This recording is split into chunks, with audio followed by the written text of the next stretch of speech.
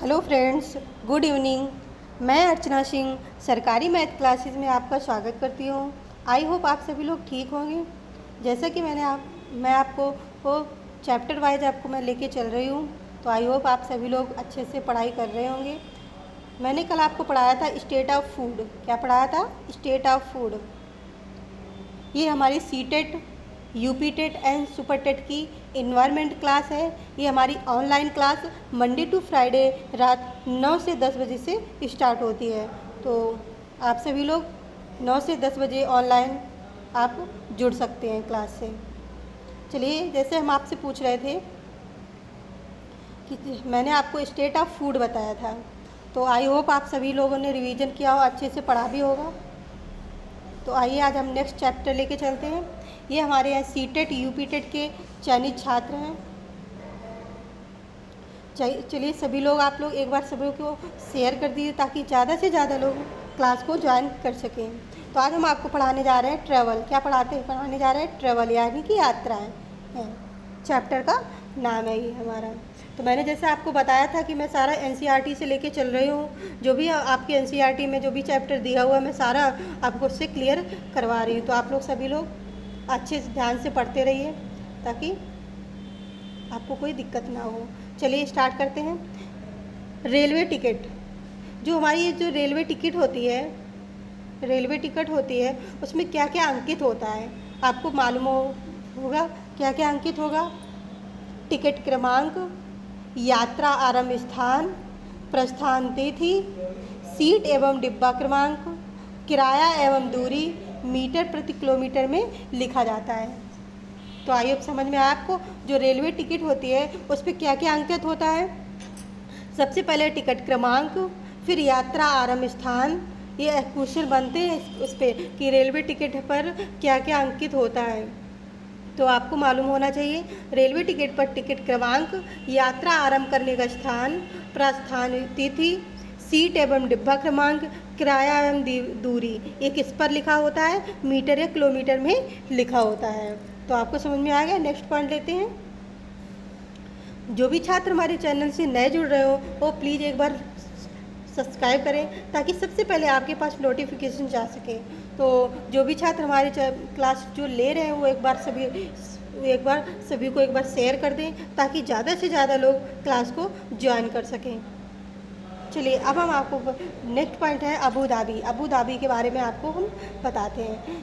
First point है Abu Dhabi कैसा इलाका है?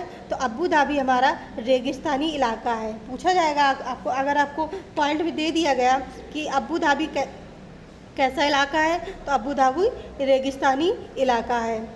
नेक्स्ट पॉइंट है यहाँ पर किसके पेड़ उगाए जाते हैं? आते हैं खजूर के पेड़। अबू धाबी में खजूर के पेड़ ज़्यादा होते हैं। अबू धाबी की मुद्रा क्या है? दिरहम। क्या मुद्रा है? मुद्रा है दिरहम। अबू धाबी की मुद्रा क्या है? दिरहम। और भाषा क्या है? भाषा हमारी है अरबी भाषा। अगर आपसे पूछ लिया जाएगा कि अबू धाबी की मुद्रा क्या है, तो आप क्या बताएंगे? अबू धाबी की मुद्रा हमारी क्या है? दिरहम। और अगर आपसे पूछ लिया जाता है कि अबू धाबी की भाषा कौन सी है, उसकी लैंग्वेज कौन सी है, तो आप क्या बताएंगे? अरबी भाषा है उसकी। ठीक है। तो जैसा कि हम आपको बता रहे हैं सीटेट में कैसे क्वेश्चन बनते हैं। जैसे आपको फर्स्ट पॉइंट में दे दिया गया कि अबू धाबी रेगिस्तानी इलाका है। सेकंड ऑप्शन में दे दिया जाता है यहाँ पर खजूर के पेड़ आते हैं। थर्ड ऑप्शन में दे दिया जाता है अबू धाबी की मुद्रा दिरहम होती है। और फोर्थ ऑप्शन में आपको दे दिया जाता है इसकी भाषा देवनागरी होती है। अबू धाबी की भाषा देवनागरी। तो आपको पता है, आपको मैंने पढ़ाया हुआ है। फर्स्ट पॉइंट तो आपने करेक्ट करेंगे क्योंकि अबू धाबी रेगिस्तानी इलाका है, ये भी राइट है। फिर मैंने सेकेंड ऑप्शन आपको बताया था यहाँ पर खजूर के पेड़ आते हैं, तो आपको मैंने पढ़ाया आपको कि यहाँ पर खजूर के पेड़ आते हैं, ये भी राइट है। थर्ड में मैंने आपको बताया कि अबू धाबी की मुद्रा क्या बताई थी हमने आपको? दिरहम, तो ये भी राइट आंसर है। फोर्थ में आपका था कि अबू धाबी की भाषा देवनागरी है। नहीं, कौन सी हमारी है अबू धाबी की भाषा? अरबी। तो आप क्या करेंगे? A, B, C is right answer and D हमारा क्या हो गया? गलत, क्योंकि हमारी अबू धाबी की भाषा आपको मालूम है अरबी। इसीलिए मैं आपको एक एक पॉइंट क्लियर करवा रही हूँ, ताकि आपको सीटेट में ऐसे ही क्वेश्चन पूछे जाते हैं, डायरेक्ट नहीं पूछ लिए जाते हैं। तो इसलिए हम आपको बता रहे हैं कि कैसे क्वेश्चन पूछे जाते हैं और आप उसका कैसे आंसर, आपको तीन जैसे 4 आंसर कभी 5 आंसर दे दिए गए तो आपको ABCD हो, ABC राइट होगा, किसी का ABD राइट होगा, किसी का BC राइट होगा। तब राइट होगा जब आपको इसके बारे में पता होगा कि इसके बारे में ये इसकी विशेषताएं हैं। इसलिए तो आप लोग अच्छे से और ध्यान से पढ़ते रहिए। नेक्स्ट पॉइंट लेते हैं। अभी हम इसी से रिलेटेड आपको क्वेश्चन करवाएंगे, तो आप लोग ध्यान से पढ़िए, ताकि आप लोग जो अब मैं क्वेश्चन पूछूंगी तो आप उसके राइट आंसर दे सकें। अब मैं आपको वो पॉइंट लेके चलती हूँ, लद्दाख। किसके बारे में आपको लिखे है? लद्दाख। ये हमारा जो फर्स्ट पॉइंट है, इसका जो लेह है, लद्दाख है, ये सूखा, समतल और ठंडा रेगिस्तान है। कैसा रेगिस्तान है? सूखा, समतल और ठंडा। हमने आपको बताया वहाँ पे पानी आने की मात्रा कम होती है। तो ये लेह सूखा, समतल और ठंडा रेगिस्तान है। सेकेंड पॉइंट है, ये चांगथांग लद्दाख का एक भाग जहाँ बहुत कम लोग रहते हैं। यह स्थान 5000 मीटर की ऊंचाई पर है। कितने किलोमीटर की ऊंचाई पर है? 5000 किलोमीटर की ऊंचाई पर है। ये कैसा इलाका है? ये मैदानी, सुनसान और पथरीला इलाका है। कैसा इलाका है? मैदानी, सुनसान और पथरीला इलाका है। यहाँ बहुत से तालाब थे। ये जो हमारा चांगथांग, ये लद्दाख में एक जो भाग है, वहाँ पे बहुत कम लोग रहते हैं। ये कितनी ऊंचाई पर स्थित है? ये 5000 मीटर की ऊंचाई पर स्थित है। यह मैदानी, सुनसान और पथरीला इलाका है। जो चांगथांग है ना, ये मैदानी, सुनसान और पथरीला इलाका है। यहाँ बहुत से तालाब थे। चलिए नेक्स्ट पॉइंट है चांगपा के बारे में। किसके? चांगपा। जो चांगपा घूमतू लोग हैं। घूमतू का मतलब आप सभी, जो चांगपा के लोग हैं वो घूमते रहते हैं। मतलब उनका कभी उनका आवास इधर हो जाता, कभी उनका आवास उधर कहीं, तो लोग क्या करते हैं? घूमते रहते। क्यों घूमते रहते? देखिए, ये पश्मीना बकरियां पालते हैं। अगर आपसे पूछ लिया जाता है कि कहाँ के लोग पश्मीना बकरियां पालते हैं, तो आप लोग क्या बताएंगे? कि चांगपा के लोग पश्मीना बकरियां पालते हैं। ये लोग क्या करते हैं? ये अपने टेंट को हमने आपको बताया ना कि ये लोग घूमते रहते हैं। जब घूमेंगे तो कहीं ना कहीं तो स्टे करेंगे ना कहीं तो ठहरेंगे। तो वो लोग क्या करते हैं? अपना वहाँ पे टेंट लगा लेते हैं। उसको क्या बोलते हैं? उस टेंट को रेबो कहते हैं। वो अपने टेंट को क्या कहते हैं? नाम दिया उन्होंने अपने टेंट का, रेबो। याद रखिएगा, जो ये चांगपा के लोग हैं, उन्होंने अपने टेंट को क्या कहते हैं? रेबो कहते हैं। क्या कहते हैं? रेबो। तो आपको समझ में आ गया। नेक्स्ट पॉइंट है, चांगपा की सबसे बड़ी पूंजी भेड़ बकरियां होती है। चांगपा की सबसे बड़ी पूंजी भेड़ बकरियां होती है, क्योंकि जो हमारी ये जो पश्मीना बकरियां वगैरह होती हैं, ये लोग क्यों घूमते हैं ज़्यादा? क्योंकि जहाँ ज़्यादा सर्दी पड़ती है वहीं ये लोग ठहरते हैं।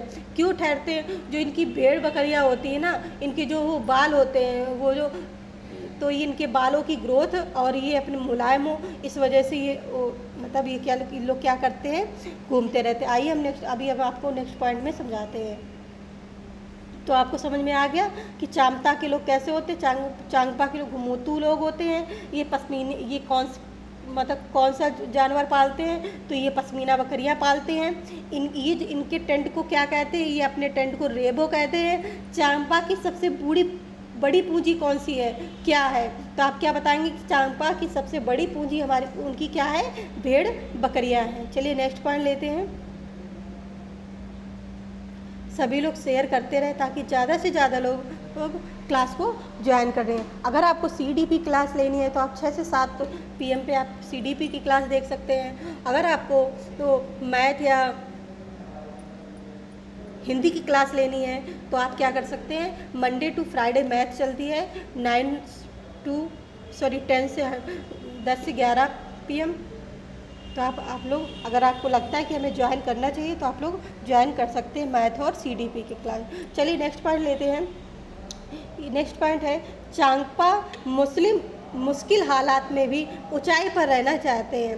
ये जो चांगपा के लोग हैं मुश्किल हालात में भी ऊंचाई पर रहना चाहते। क्यों रहना चाहते? देखिए, क्योंकि जितनी ठंडी व ऊंची जगह होगी पश्मीना के बाल उतने ही नरम और ज़्यादा होंगे। देखिए ये लोग क्यों जगह जगह घूमते हैं? क्योंकि जो वो अपनी भेड़ बकरियां पालते हैं, जितनी ज़्यादा ठंड होगी उतनी ही मतलब पश्मीना के बाल होते हैं उतने ही नरम और ज़्यादा होंगे। इसलिए ये लोग क्या करते हैं, जहाँ ज़्यादा सर्दी होती है वहीं पे अपना इधर से मतलब पहुँचते रहते हैं, जाते रहते हैं। तो आपको समझ में आ गया, कितनी भी सर्दी हो वहाँ पे रहते हैं, क्योंकि ये जो अपने पशु पालते हैं, जो उनकी बड़ी पूंजी है, उसी से जो उनका खर्चा चलता है, तो उसी की वजह से क्या करते हैं, जो अपनी ज़्यादा ठंडी जगह पे और ऊंची जगह पे रहते हैं। चांगपा मुश्किल हालात में भी ऊंचाई पर रहना चाहते हैं, क्योंकि जितनी ठंडी व ऊंची जगह होगी पश्मीना के बाल उतने नरम और ज़्यादा होंगे। तो आपसे पूछ लिया अगर जाएगा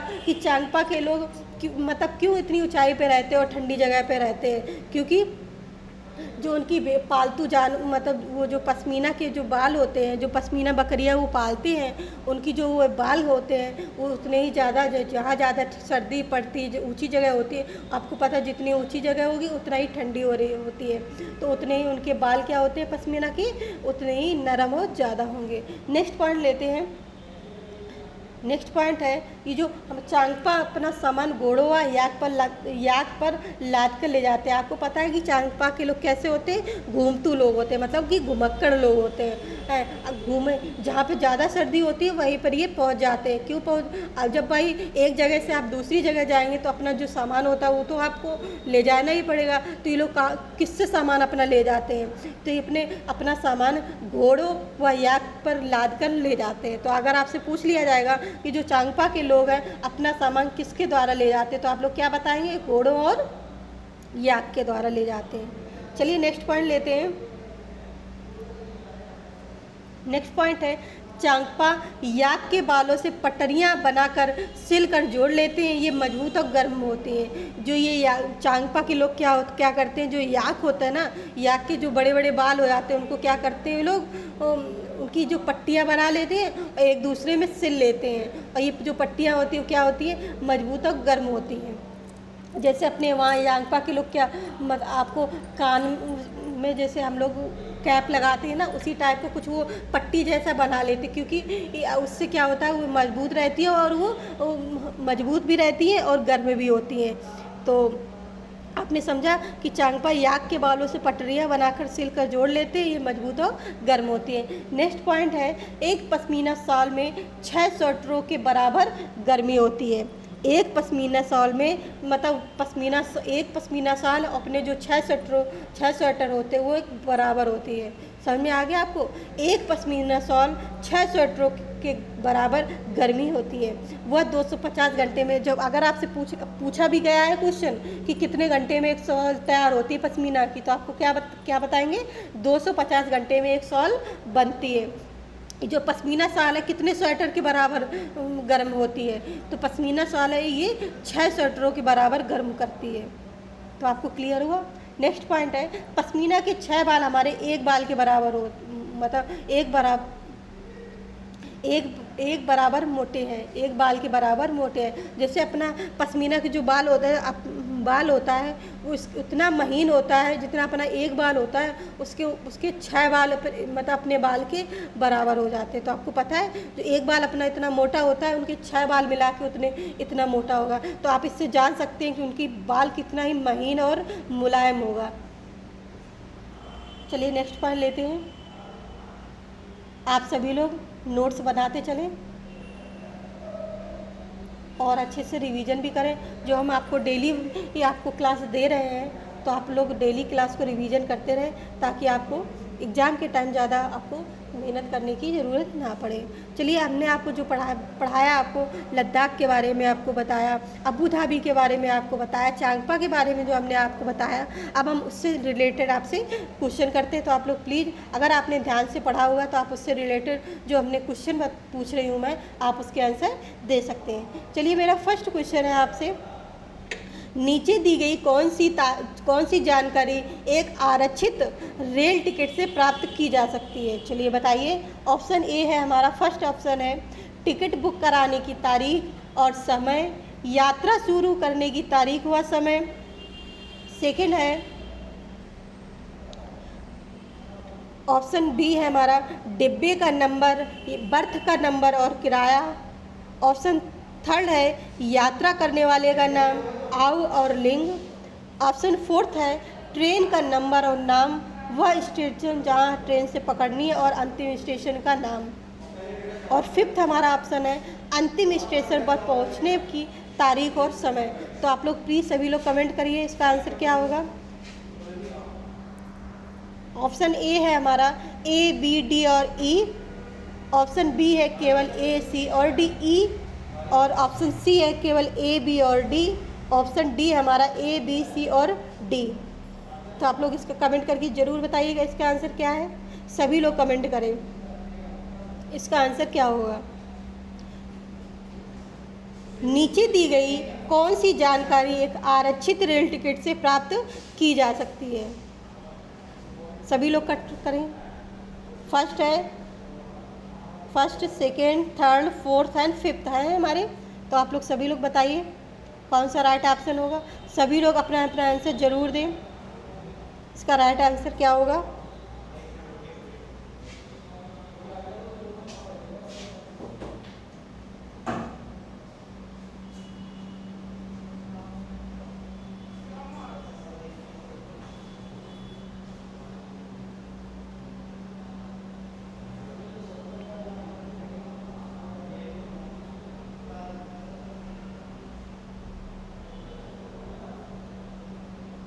सभी लोग जल्दी से कमेंट करें इसका आंसर क्या होगा।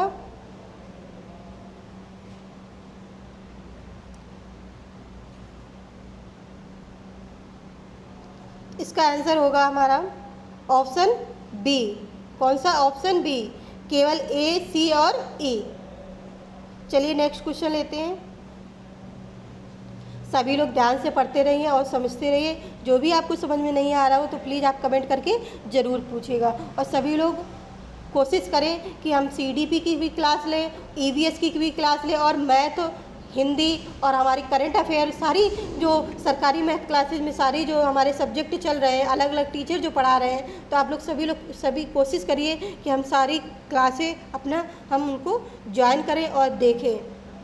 चलिए नेक्स्ट क्वेश्चन है, भारत में सड़क निर्माण करने हेतु कोयले को किस प्रमुख रूप से प्रयोग किया जाता है। भारत में सड़क निर्माण करने हेतु कोयले को किस प्रमुख रूप से प्रयोग किया जाता है। Option A dynamite, option B bituminous, option C डामर एंड ऑप्शन डी एंथ्रासाइट। सभी लोग कमेंट करें। भारत में सड़क निर्माण करने हेतु कोयले को किस प्रमुख रूप से प्रयोग किया जाता है। डायनामाइट, बिटुमिनस, डामर एंड एंथ्रासाइट। सभी लोग जल्दी से कमेंट करें।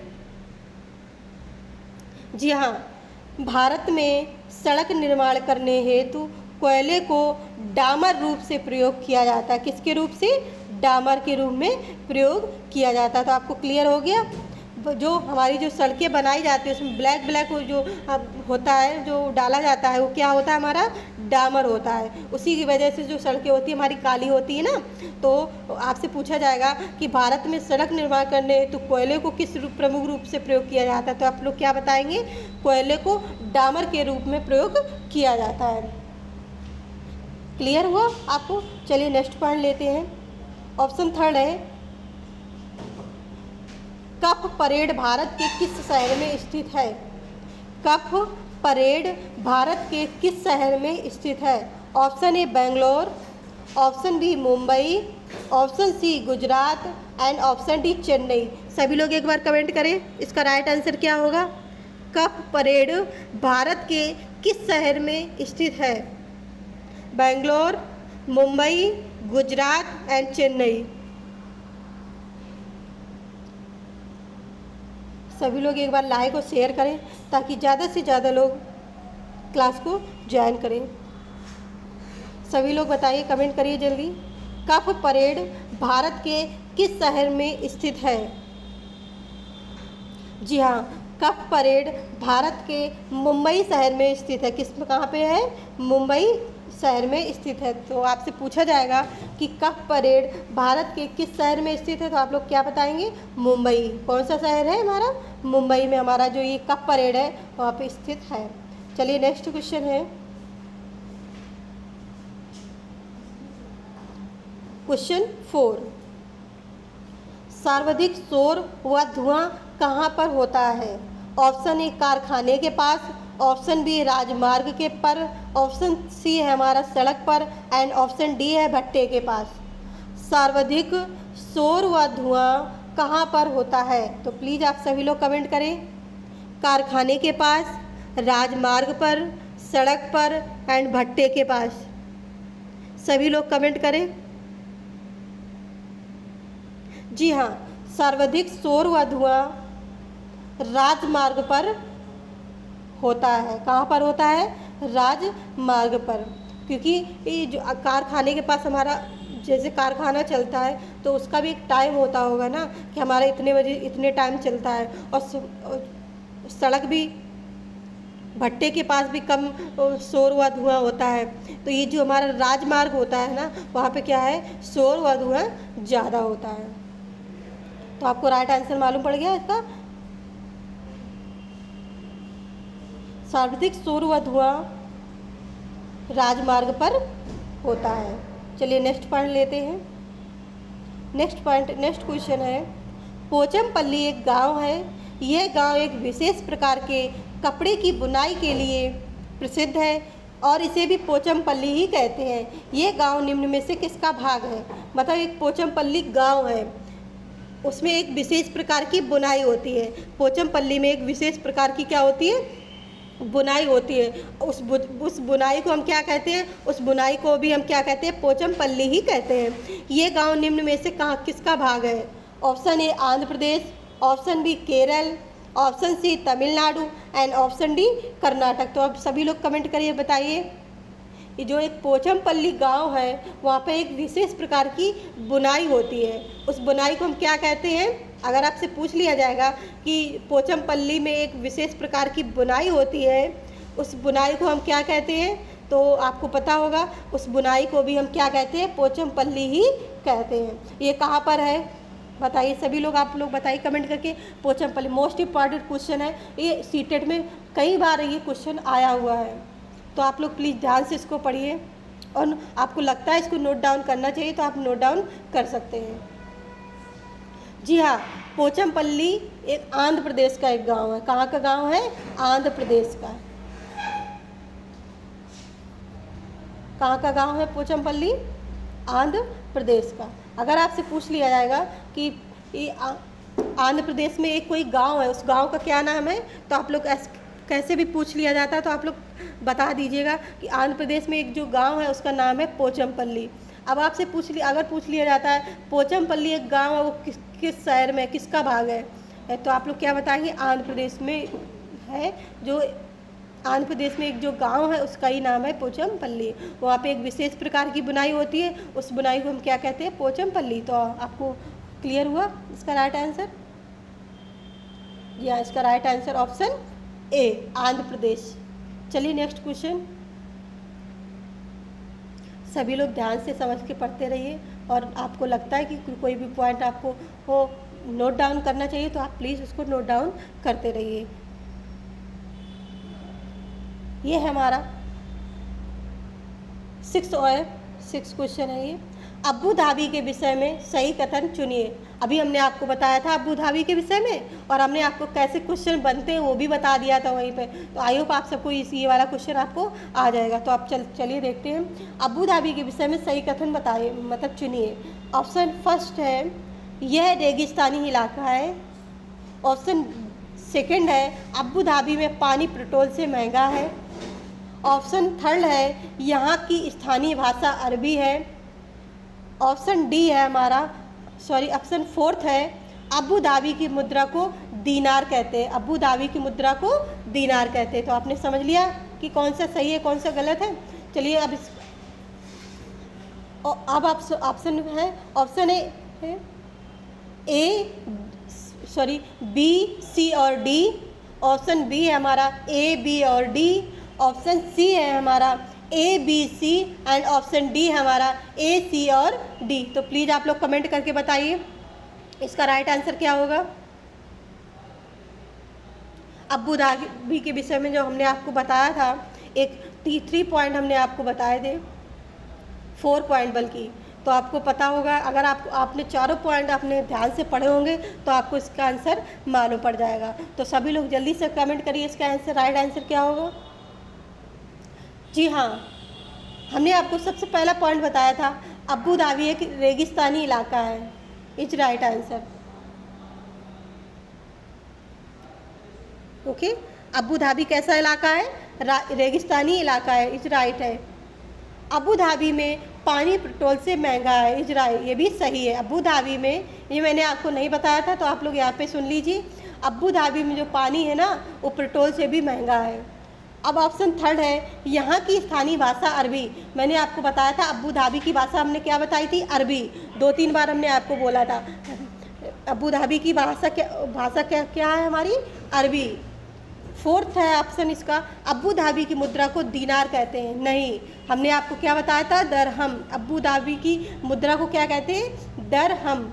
आपको याद आ गया होगा। तो इसके में राइट आंसर क्या हो जाएगा, फर्स्ट, सेकेंड एंड थर्ड। आप लोग देखिए कौन सा इसमें राइट ऑप्शन है। जी हाँ, इसका राइट आंसर ऑप्शन हो जाएगा ऑप्शन सी, ए बी और सी, ए बी और सी। फोर्थ, क्योंकि फोर्थ गलत है ना, तो इसलिए आपको पता है कि अबू धाबी की मुद्रा को क्या कहते हैं, दरहम, ना कि दीनार। तो आप लोग अगर अच्छे से पढ़ेंगे तभी इसका आंसर दे पाएंगे। इसलिए हम आपको 3-3, 4-4 पॉइंट बता देते हैं। उसके बाद जितनी खास विशेषताएं होती हैं मैं सबको आपको एक पॉइंट करके बता देती हूँ कि अगर आपको सीटेट में ऐसे ही क्वेश्चन पूछे जाते हैं, उसकी 4-4 विशेषताएं दी जाती है। एक आपको कुछ गलत पूछ लिया जाता है तो आपसे पूछा जाता है ए बी सी कौन सा इसमें राइट आंसर ऑप्शन है। अगर ए बी होगा तो आपको पता होगा, अगर 2 ऑप्शन राइट होंगे तो आपको मालूम पड़ जाएगा कि 2 है तो आप लोग 2 वैसे करेंगे, और 4 होंगे तो आप उपयोग सभी करेंगे, 3 होगा तो आप ए बी सी करेंगे।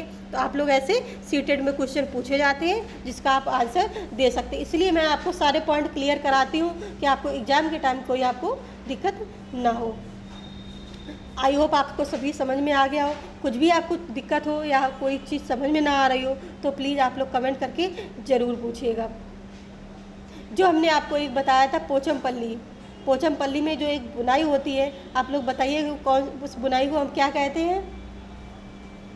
पोचमपल्ली में एक विशेष प्रकार की बुनाई होती है, उस बुनाई को हम क्या कहते हैं। सभी लोग जल्दी से कमेंट करिए।